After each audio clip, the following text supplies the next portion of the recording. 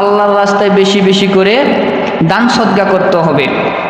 আল্লাহ রসুল সাল্লাল্লাহু আলাইহি ওয়াসাল্লাম হাদিস শরীফের ভেতরে বলেন, মানুষ সৃষ্টির 50 বছর আগে, 50,000 বছর আগে, কত হাজার?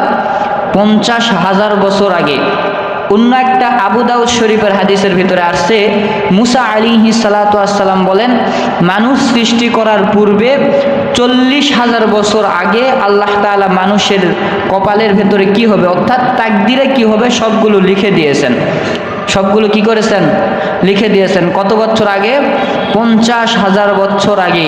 আর 50,000 বছর আগে কলম লিখতে লিখতে লিখতে লিখতে কালি শেষ হয়ে গেছে, আর দ্বিতীয়বার সেই কলমে কালি ওঠানো হবে না, মানুষের নতুন করে ভাগ্য লিপিবদ্ধ করা হবে না।